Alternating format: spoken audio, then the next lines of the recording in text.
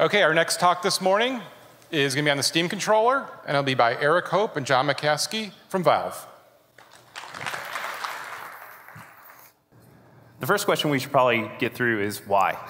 Why did we go to all the trouble of manufacturing and supporting a custom controller just for Steam?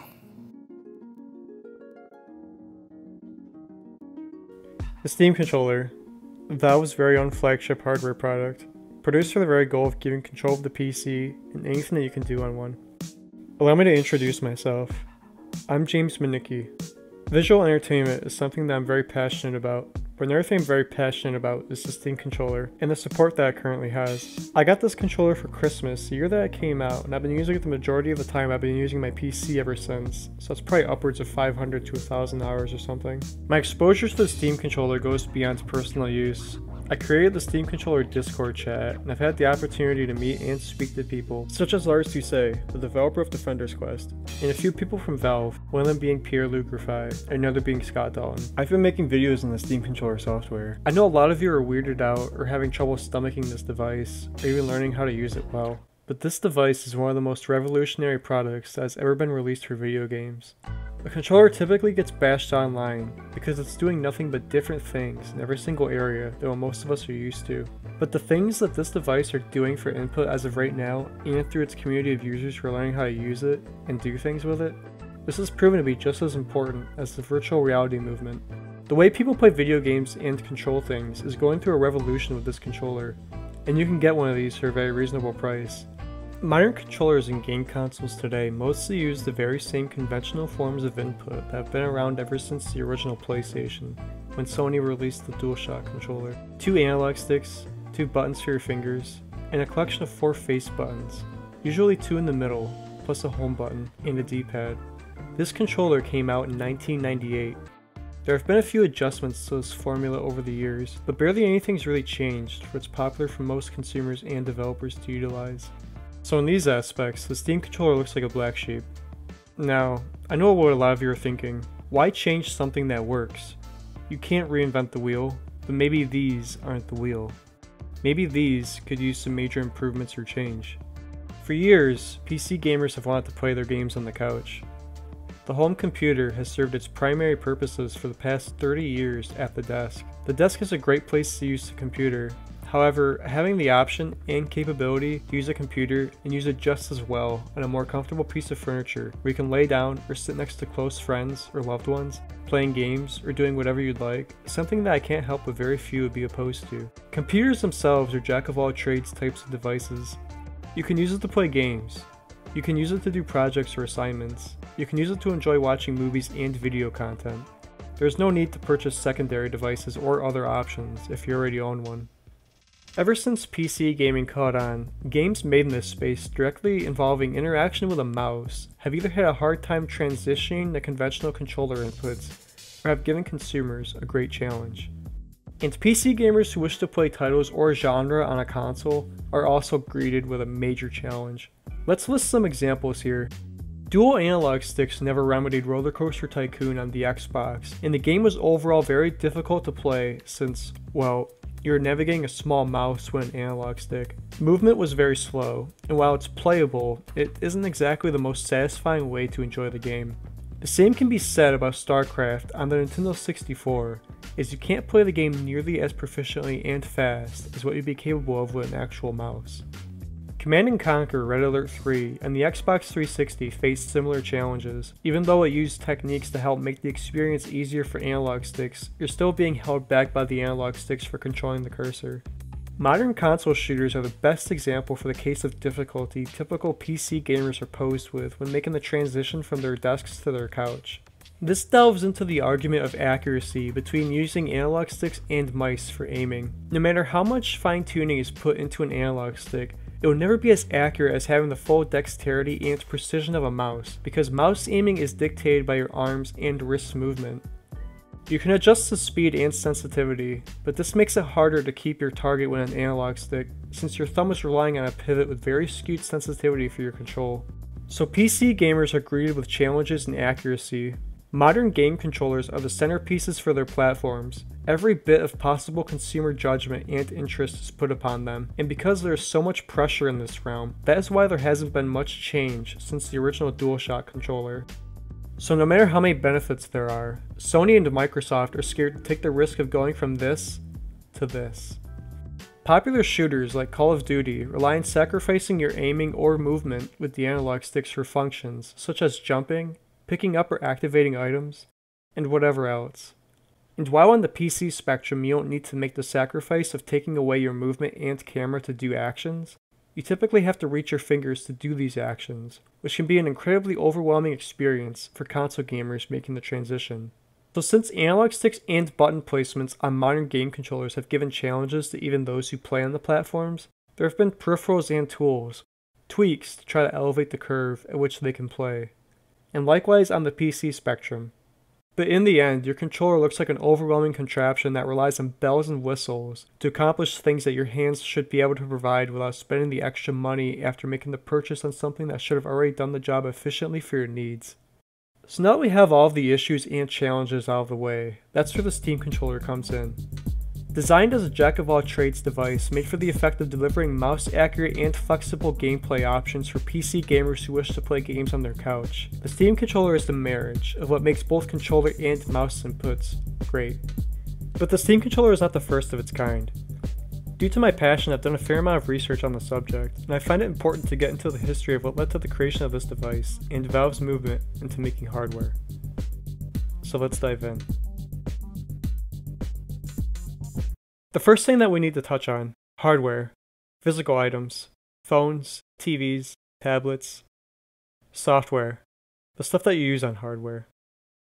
Now, some of you might be asking, what's Steam? Steam is the largest distributor for video games on the computer.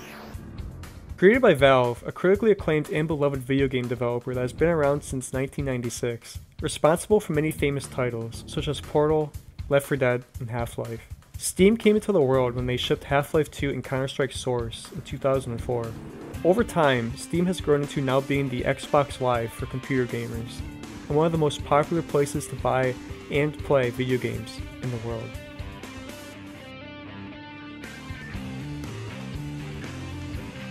Now that we got that out of the way, let's dive into trackballs. The trackball was invented for military purposes in the 1940s by Ralph Benjamin.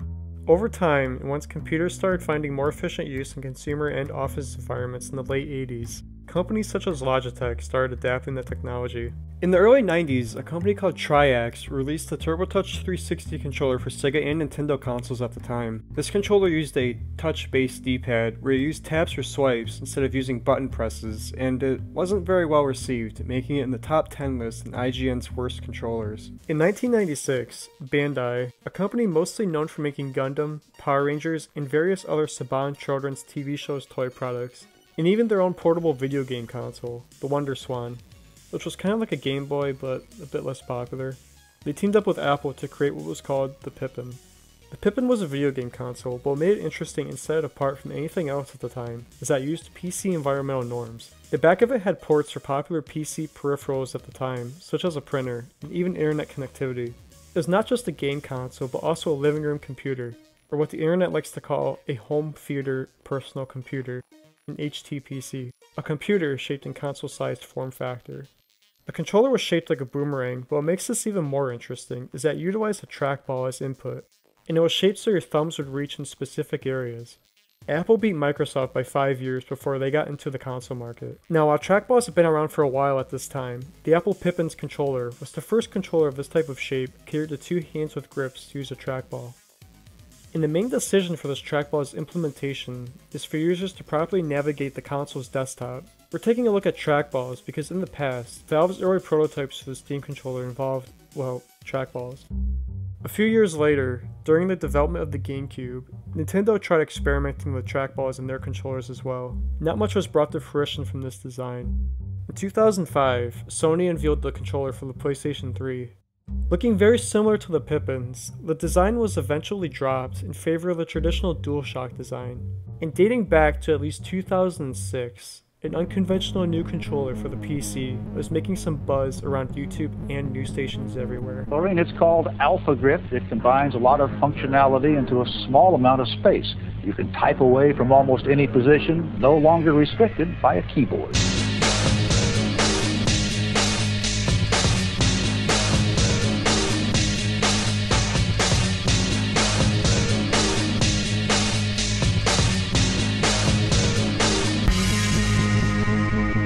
The main draw of this controller is using it to type without the common types of chronic hand pain associated with office spaces and typical business environments, among other things.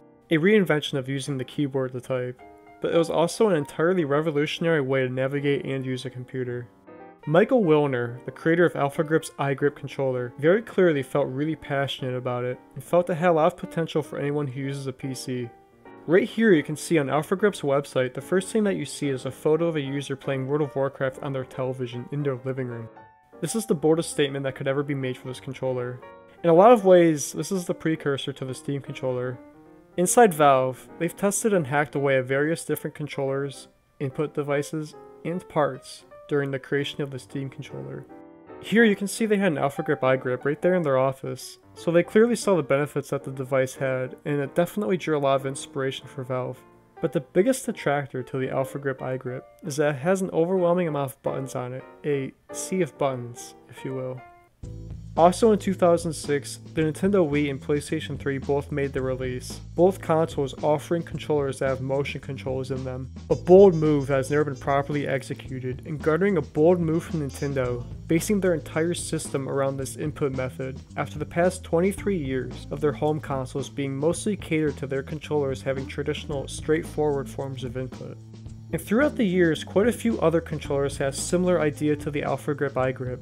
And now let's go back a little bit.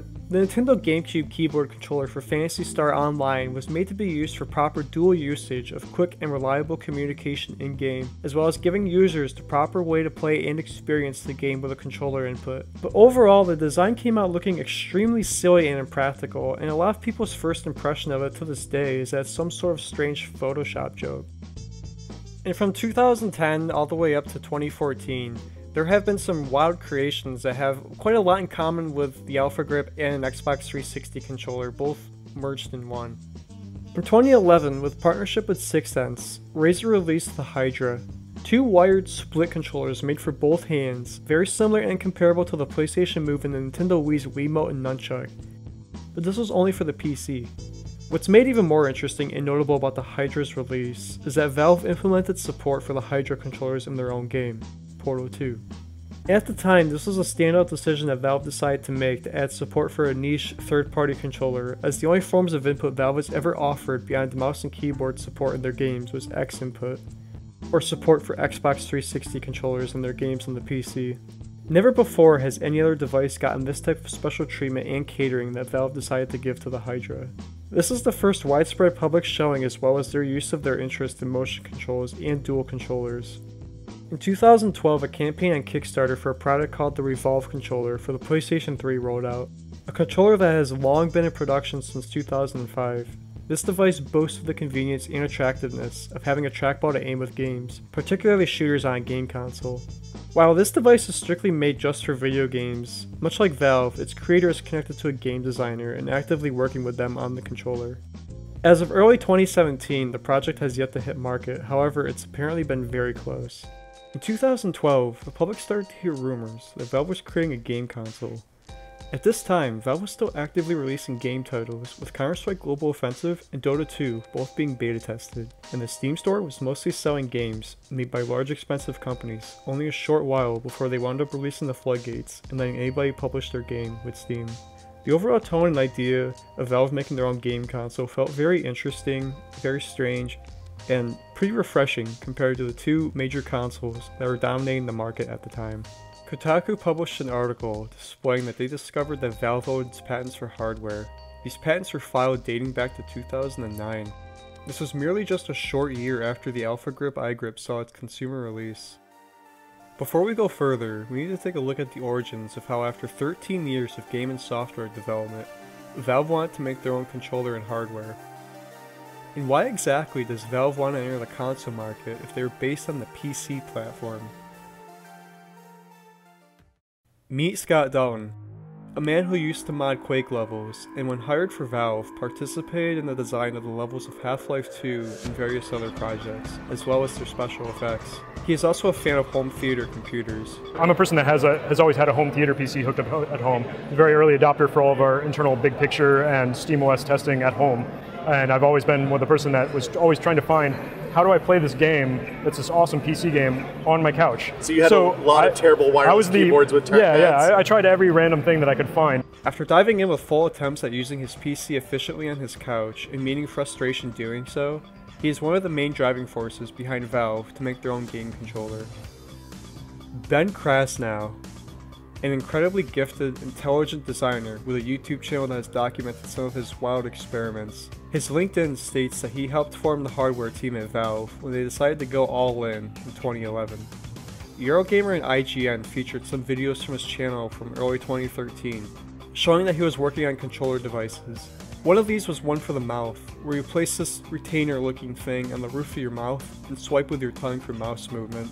The other video shows him with a butt controller, made with a weight scale, where you can use it for movement in your games. Both accessories made in mind for the handicapped, and with similar mindset involved as the Steam controller, for usage in controlling PC games and environments in new and different ways. Jeff Bellinghausen. He moved to Valve in 2012 after working at 6sense, a company which today specializes in virtual reality. But what's interesting is that Jeff and 6sense had developed the Hydra. We licensed our motion tracking technology to Razer, and in 2011 they released the Hydra with 2 wired controllers. Today, 6sense is focusing on STEM, a controller system for virtual reality that tracks body movement, praised by one of 3D gaming's pioneers and Oculus' own John Carmack. I don't think I've ever really been impressed by a controller, but the 6sense stuff I was impressed with. Sam Lentinga, known by many online as Slukin. After having involvement with creating SDL and a history as former lead software engineer at Blizzard Entertainment, known for hit titles such as World of Warcraft, Hearthstone, and Overwatch, he arrived at Valve in 2012. Pierre-Luc Griffey, aka Plagueman, a gifted programmer actively involved in the steps forward with virtual reality, open source projects, and redesigning controllers. He was brought into Valve between 2008 and 2012. Greg Coomer, a longtime member of Valve from its early days, and before then, a former employee at Microsoft and Nintendo. He feels passionate and determined enough in living room computers to be behind this initiative. Eric Hope and John McCaskey, both employees who've been with Valve for over 7 years or more. Eric Hope, a former designer for Apple, as made obvious here. John McCaskey, a very versatile programmer with his hands in the design of Steam and what would become Steam's big picture mode. And last but not least, Jerry Ellsworth, a very interesting creator who has much in common with Ben Krasnow and also has a YouTube channel showing some of her wild creations and controller experiments. She came to the hardware team in 2011.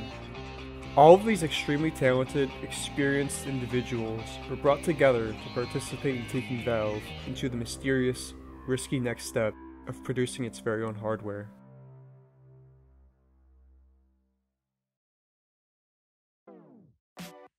The driving factor behind this team coming together was to bring Steam to the living room, which is something that users were asking for a very long time.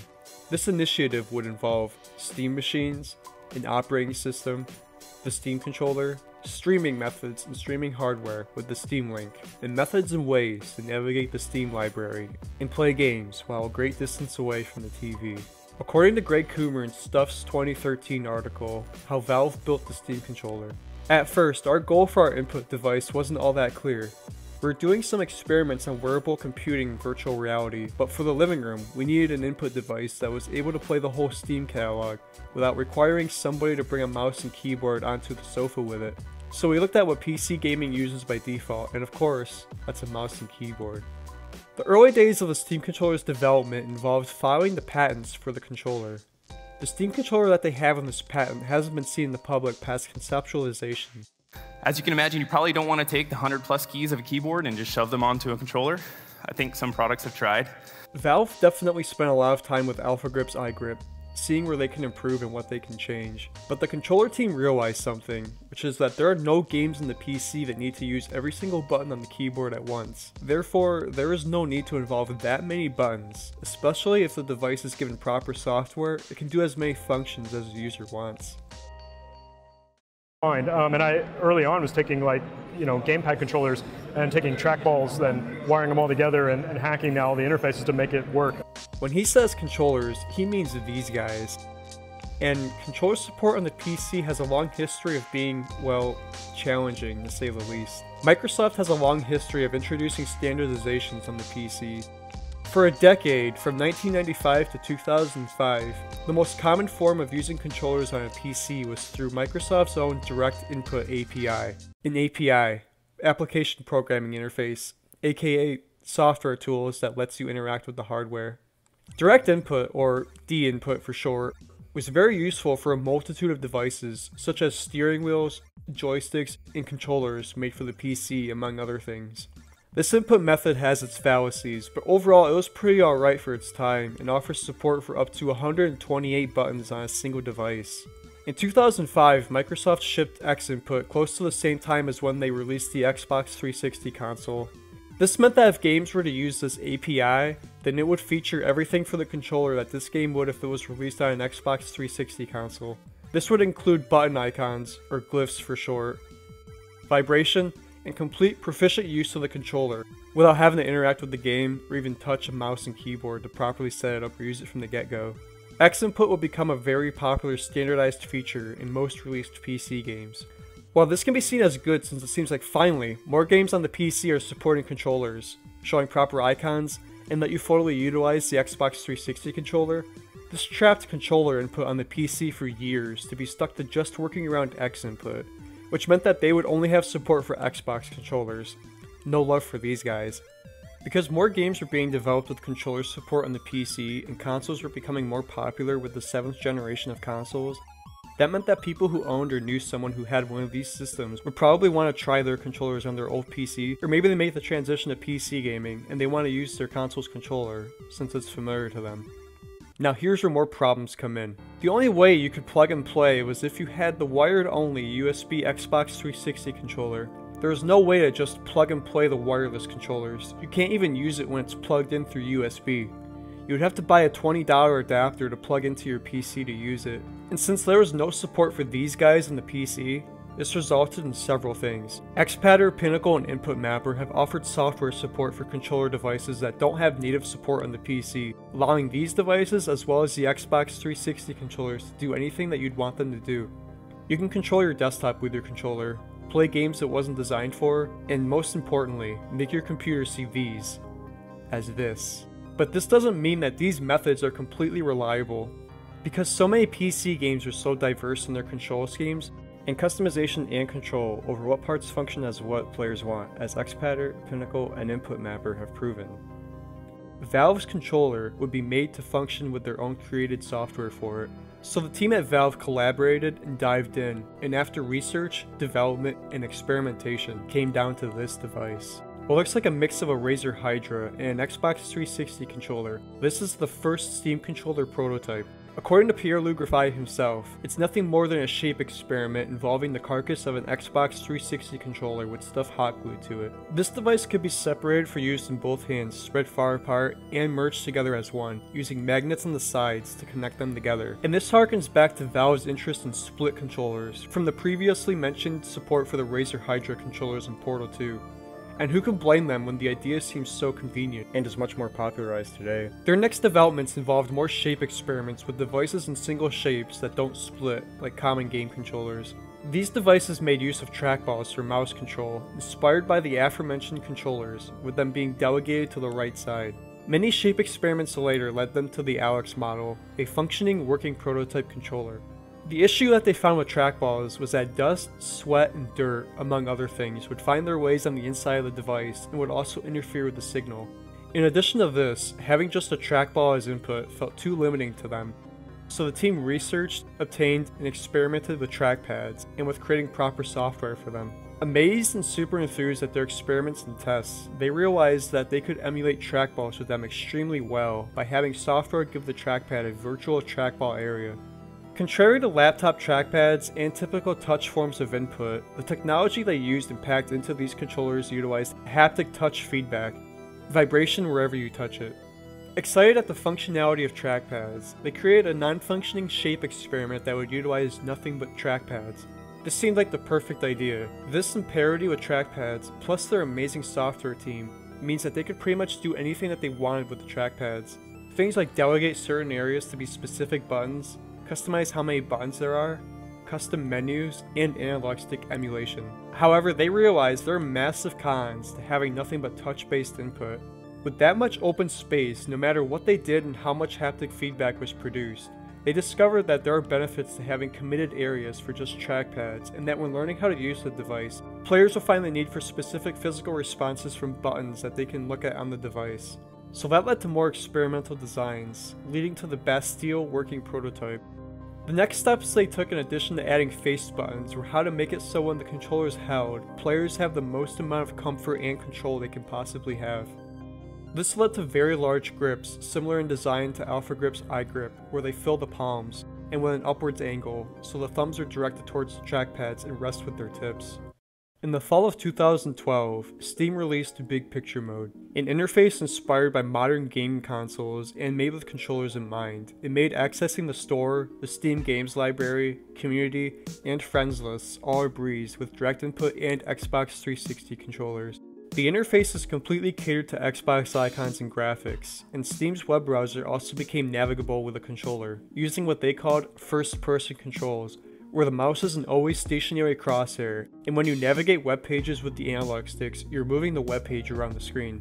This control scheme is very much inspired by real-time strategy games that came out in recent years at the time, such as Command & Conquer Red Alert 3 and Halo Wars on the Xbox 360. Also included was a brand new typing method for controllers called the Daisy Wheel. This made it so when you access text boxes and websites, or on your friends list in Big Picture Mode, the left analog stick would be able to navigate to areas where the A, B, X, Y buttons would act as letters, numbers, symbols, and later on emojis. Big Picture Mode quickly became adopted by HTPC users, as there has never been an interface made to make playing PC games and exploring the internet so convenient with a controller. The only means for completely navigating their computers from the couch for years were very seldom and far in between. Such options included XBMC, which later on became Kodi, Windows Media Center, and Plex, among various others. But Big Picture Mode came with its criticisms. When it was added into Steam, it was accessed by clicking a relatively large box that was located in the top right of the window where most users go to minimize or close out of. So naturally, these users would accidentally launch into Big Picture Mode without having any clue what they just did and what just happened, and do all they can to close out of it instantly, since it's not the Steam that they are used to. The interface also bothered a lot of users who did use it and enjoy it, as it showed very little and gave much to be desired. In late 2012, Nintendo released the Wii U, a console that offered two new controllers from Nintendo, the Wii U Pro Controller and the Wii U's Gamepad. While the Wii U Pro Controller closely resembles an Xbox 360 controller, the Wii U Gamepad features a giant touchscreen that can be used to show the game you are playing or function as a second screen with its own functions depending on that game. Also featured were a microphone, speakers, a headphone jack, and a stylus that can be pulled out of the back of it for the touchscreen. It also featured a motion bar so you could use the Wiimote by pointing at it. It can also function as a TV remote too. So following the rumors and articles online about Valve making a console, in early 2013 at CES, Valve was with a company called XI3. For the first time, Valve was publicly stating and showing that yes, they're working at what at the time, and fittingly so, was a PC-based console called the Steambox. XI3 showcasing their product with Valve, titled the Piston, a tiny computer that can upgrade parts, is the size of a fist, and packs a lot of power behind it for the size. It's also pretty durable too. So following this, Microsoft revealed the Xbox One, and Sony unveiled the PlayStation 4, both devices including controllers very similar to the ones from their previous consoles. The direction Sony took with the PlayStation 4's DualShock 4 controller felt very fresh and welcome compared to their past history of mostly recycling the original DualShock, although many expressed their concerns as it featured a trackpad that can function as one whole button or as two individual ones, and a share button meant for just sharing stuff. It also included a headphone jack that can put game audio into any pair of headphones or earbuds. Back at Valve, eventually the controller team came down to the Cielo model. Featured are 4 buttons in the center, and in September 2013, they finally publicly revealed the Steam controller. Jeff Bellinghausen demonstrates the controller in use, boldly starting off the demo with Portal 2 gameplay, and showing Civilization 5 and Papers, Please being played with it, all extremely efficiently. Shortly after this, Valve publicly announced that 300 participants could join a Steam Machine and Steam controller beta test. Upon this announcement was the reveal of Valve's Steam Machine, which was nothing more than a custom-built PC with small form-factor parts that anyone could purchase or build with. What makes it stand out is that it features a very unique and a very small computer case. For the beta test, Valve would ship both products to you for free, as well as SteamOS on the Steam Machine, with the only catch being to provide some feedback. The computer case for Valve's Steam Machine was extremely influential in HTPC internet communities as well as computer case manufacturers, and practically sparked more movement towards people designing and building smaller computers with similar parts that tower-sized computers have in them. In November, Steam also debuted the in-home streaming feature, allowing users the option to use their PC from another computer in their Wi-Fi network, a feature that would later dictate another of Valve's hardware productions. After Steam Dev Days in 2014, Valve showed an update to the Steam controller, a new working prototype titled Dog. It featured ABXY buttons very similar in design to the Xbox 360's, and with 2 buttons in the middle, a home button, and 4 directional buttons. The addition of the ABXY buttons in this location and with this color scheme was because of the importance in users learning how to use the controller, as well as proper function. Plus, since X input dominated controller support in PC games since 2005, having buttons that match those icons can help users out. The model that was displayed in photos up to this point featured a touchscreen, but in interviews and during Steam Dev Days, Valve stated that the 4 middle buttons on the Cielo functioned as what the digital touchscreen would have. But they abandoned featuring the screen as it was largely unnecessary, since all the functions it would offer a user could see on their TV or monitor, and requiring moving your eyes away from what should be in focus was proven to not be very wise. So then came the Eli working prototype, which replaced the trackpad with an analog stick in its place. Don't worry, the left trackpad doesn't function, it's just there to keep away from showing the inside of the darn thing. After Eli came Freeman, replacing the 4 directional buttons with an analog stick very similar to the PlayStation 4's. Then came Gordon. The following year, 2015, they featured what they were calling the final Steam controller that was shipped to market later that year. This controller featured an analog stick and took away the outer rings and the trackpads, and adding an indented D-pad fixture on the left pad. Along with that, they debuted the Steam Link and their virtual reality headset endeavor, the HTC Vive, with its controllers. These controllers off the bat have very remarkable similarities to the Steam controller, particularly with its trackpads. As this image shows, their testing into controlling virtual reality originally started with the Steam controller. After their interest in dual controllers with the Steam controller and the Razer Hydra, I think the Steam controller test was merely to look for immersion, which could probably best be found through its trackpads and motion capabilities, because the eventual result wound up being exactly 2 dual controllers for both hands. They revealed the Steam machines that would ship to market too. From PC building enthusiasts, these were instantly frowned upon, as their pricing, model variety, and hardware weren't a favorable presentation for consumers. And none of them were anything like the one Valve sent out to 300 beta testers in the fall of 2013. And while Xi3's piston was shown with Valve at CES 2013, the piston wasn't one of the Steam machines being launched later in 2015. However, it is available for purchase on their website today. But the audience that has participated in vocal disapproval of these Steam machines made their opinions known, and as of early 2017, they still continue to.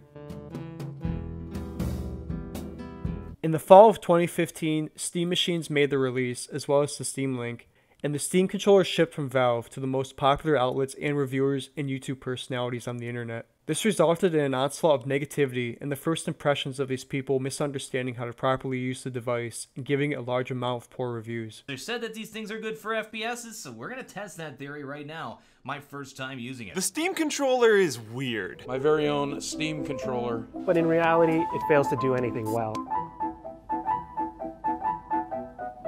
This controller is not working. It does look like a sad Darth Vader. It felt kind of cheap. How am I supposed to press the jump button while I'm looking around? Let's try that again with the D-pad. The Steam controller feels like a cheap gamepad you buy to play games on your iPad. I'm 5 and 14. Come on. Is that normal? I don't know how they came to this. Is that normal? None of the other inputs amazed me in terms of their feel. Valve, it's weird. No, it's not. It's just not doing it. It's not doing it. You do this, you put your finger here, you move up into there, and it didn't do it. Didn't do it. Did that time. Didn't do it. Bar.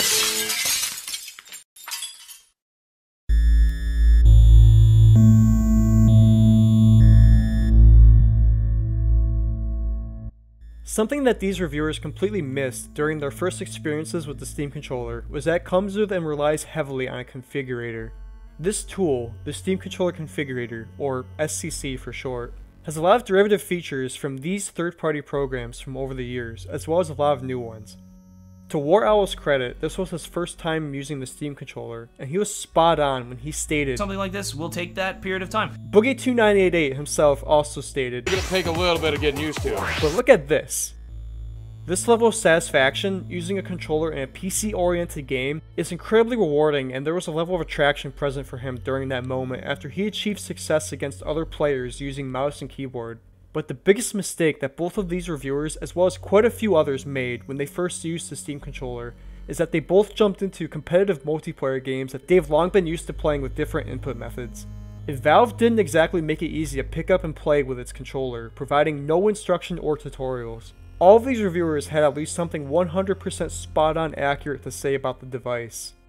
War Owl even tried it again with a better configuration for CSGO and found more liking for it. But these poor first experiences that much of the internet saw shouldn't be what identifies this device. Another thing that most reviewers failed to mention, and to their credit it was never a marketed feature, was that the Steam controller also has a gyroscope in it for motion controls, like the DualShock 3 and the DualShock 4s. This was put on light thanks to an infamous video that was put online demonstrating the gyro in action in Metal Gear Solid 5. Players were having trouble playing first-person shooters in other genres with just the mouse on the trackpads. So thanks to new light shed on this feature, others quickly adopted this and realized that combining gyro mouse with a mouse trackpad, that's a better working method for playing first-person shooters just as proficiently and reliably as if they were using a computer mouse. Another thing that threw folks off was the D-pad design in the left trackpad. It made the reviewers and average consumers think that it just functions as a D-pad, when in reality, it functions just the same as the right trackpad. Not only this, but these same people didn't realize that they could turn having to click the pad off and replace it with touch bindings. The trackpads are too stiff when clicked in with different directions like what you do with traditional D-pads and other controllers. With touch bindings applied with custom haptic settings and dead zone customization, using the trackpads as a D-pad is arguably a more satisfying, useful, and less thumb-paining method than traditional D-pads since you're utilizing swipes. The dead zone is an area set where there is no input being sent, so if you wish to rest your thumb in the middle of the pad, you can do so with absolutely no worries. Now the Steam Controller Configurator adds 4 different types of functions that can be applied anywhere on the controller. It can add controls from X input. It can add mouse and keyboard controls. It can add actions from native supported games.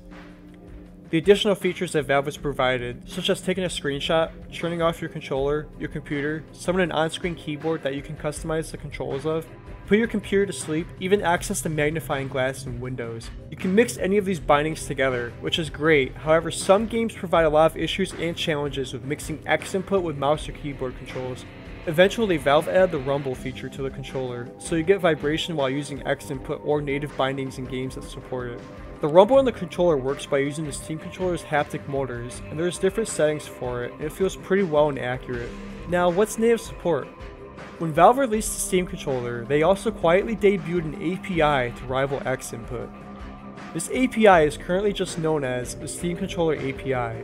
But what makes this interesting is that it's made so games that support it can natively give players a library of actions to do the things in the game, rather than just keyboard and mouse and X input buttons mapped to areas on the Steam controller. So for example, instead of using spacebar or A on the Xbox controller for jump in Portal 2, you just use the jump action. For camera in Serious Sam 3, instead of making the right or left trackpads or gyro act as a mouse, you apply the camera action to them, and it works just as well as the mouse binding did.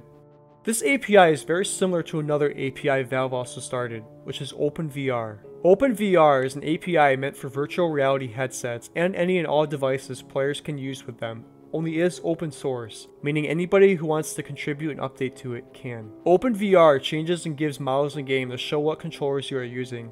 The controller API changes icons and actions in-game based on what controller you are using. OpenVR supports as many headsets as possible, as many controllers as possible for virtual reality. Now, the Steam Controller API is not just centered around the Steam Controller. During the Steam Controller discussion at Steam Dev Days 2016, it was revealed that the PlayStation 4's DualShock 4 would be given natural support and functionality through Steam, and would be able to use the Steam Controller configurator.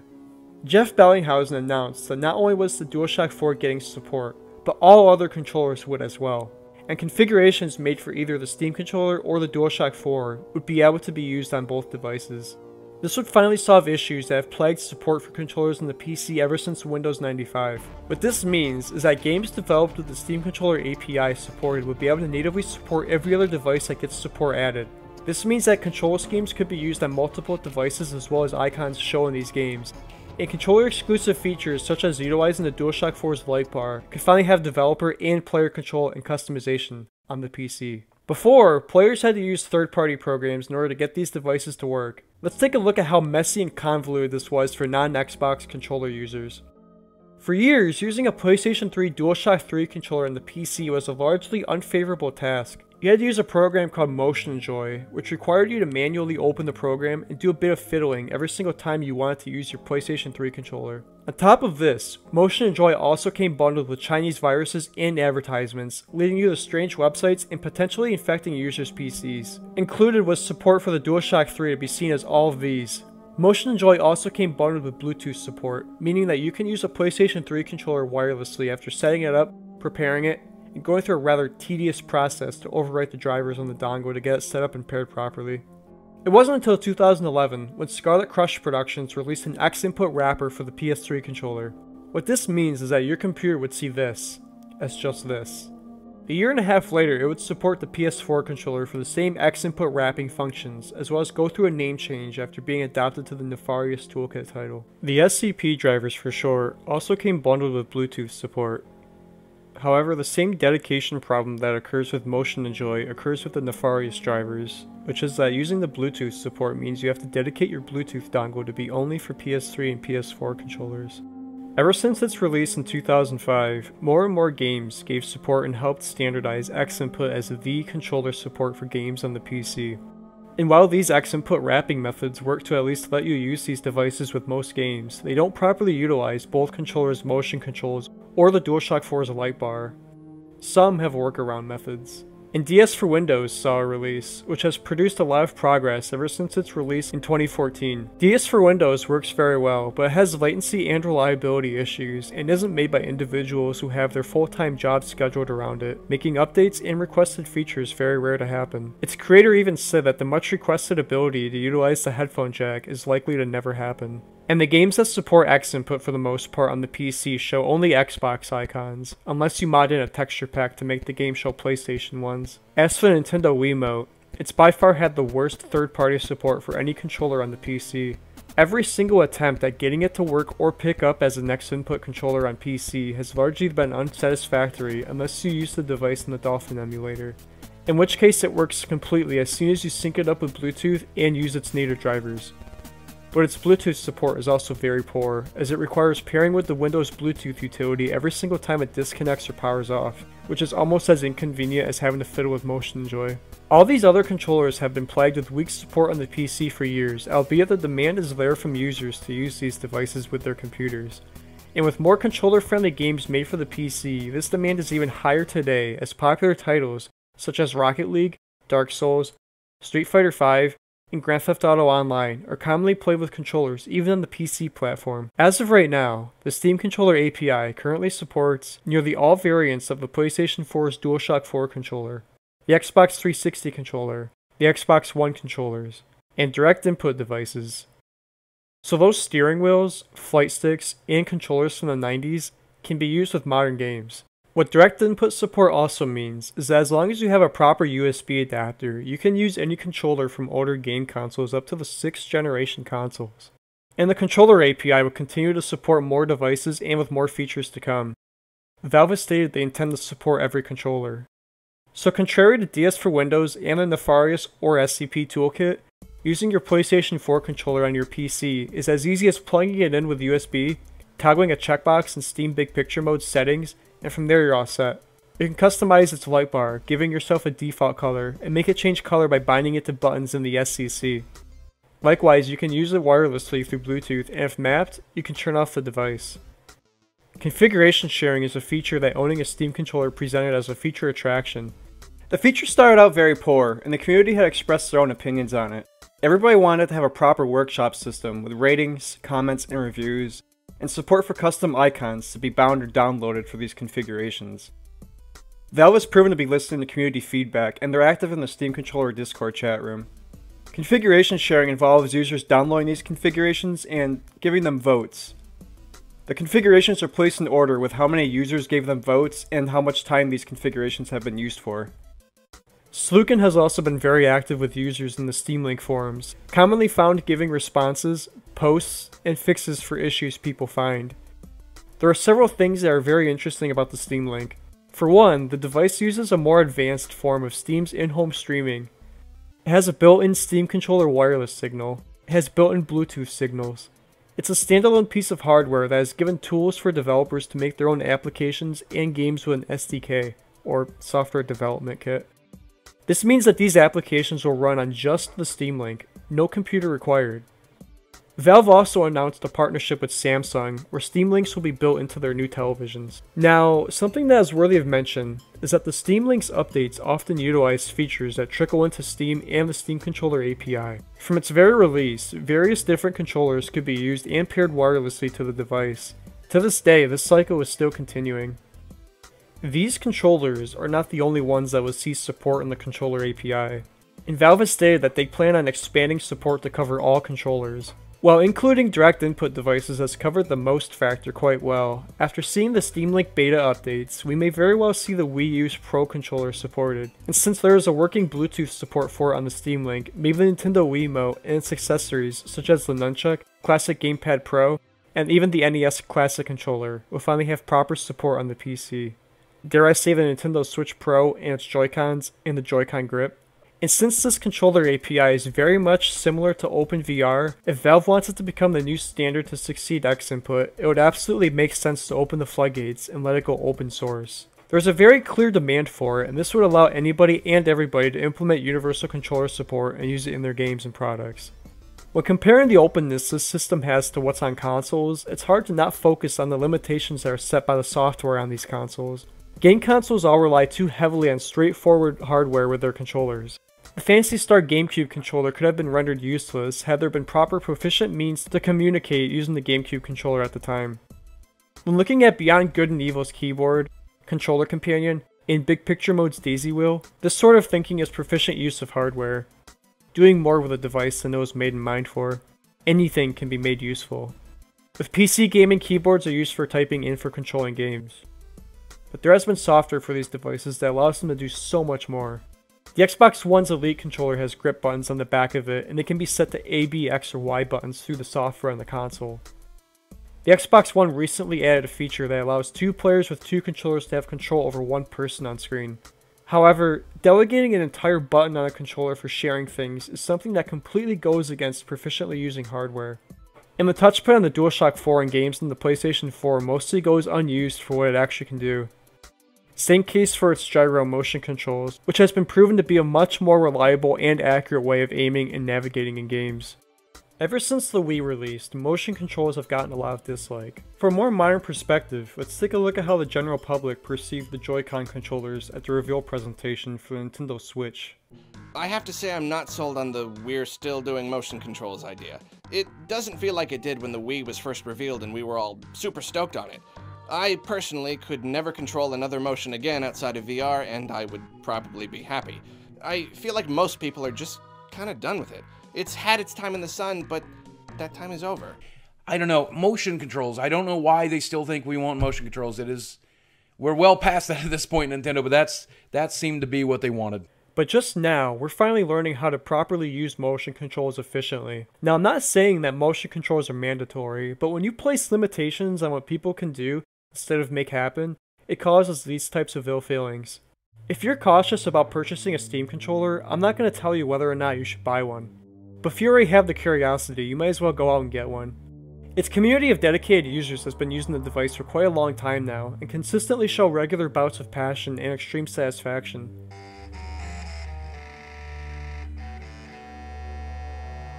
And typically when people express these types of strong feelings about something, there's something worthy to be felt and had. My favorite analogy to give a proper comparison for first-time users with the Steam controller is comparing it to the mouse and keyboard. It takes time to learn to play games with mouse and keyboard. It's not very likely you're going to intentionally pop headshots and top leaderboards your first day of playing first-person shooters on the PC. You're going to start out and you're going to get your butt kicked relentlessly, but over time you improve.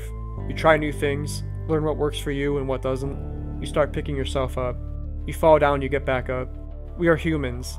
It's hard-coded in our DNA and in our brains to survive and adapt. Virtual reality, self-driving cars, tiny touchscreen computers that are in our pockets that we can use to talk to literally every person that we know in most places of modern civilization. This all sounds like science fiction, but it all stems from somewhere. Creativity. Imagination is the essence of discovery. The more often you're creative and utilize new things and continue to try out new things or ideas that you've come up with, and experience your failure, learn from it, then continue forward again, it's the key to finding your own personal success with quite a lot of things in life. Control is made easier with the gyro, but it's still not quite enough to compete head-to-head against opponents who are using a keyboard and mouse. You can set yourself to achieve so much in life. It's easy to discredit and be negative and harsh about new things. It's typically what most people do. Look at how long it took smartphones to get where they are today. Ever since its introduction as a marketed replacement for mouse and keyboard, the general public has mostly asked questions like, can you play competitive multiplayer games with the Steam controller? And they quickly dismiss these notions being possible feats simply because of the fact that it's a controller and a new and different device. Quite a few people have found use for the device in many new and interesting ways. With Valve's Steam controller and the Steam controller API, it's finally possible play Grand Theft Auto 5 with custom mod menus with any controller. Some have managed to get it to work for playing games like Skyrim with just one hand, an incredibly useful and thoughtful method for the handicapped. Others use it to control the volume of their TV. Video editing, typing research papers. You can play games like Torchlight 2, Cities Skylines, and multiplayer games such as competitive Overwatch, World of Warcraft, Dota 2, and yes, Counter-Strike Global Offensive. And pretty much anything else that you'd like to do on your computer. I'm not an expert on input or a rocket scientist, none of this is complicated by any means. Anyone that's watching this right now can learn to use the Steam controller just as proficiently as I did, and trust me, it's not going to take you hundreds of hours. The future of using controllers in new and more useful ways, as well as a way to play traditional computer games with a controller, is finally here. It doesn't have to involve game controllers with 50 different buttons all across its sides or along its backside. It involves our own creativity. While some devices may limit what we can do as opposed to others, we can still make attempts at learning how to do new things together and explore the unknown. And get better and better.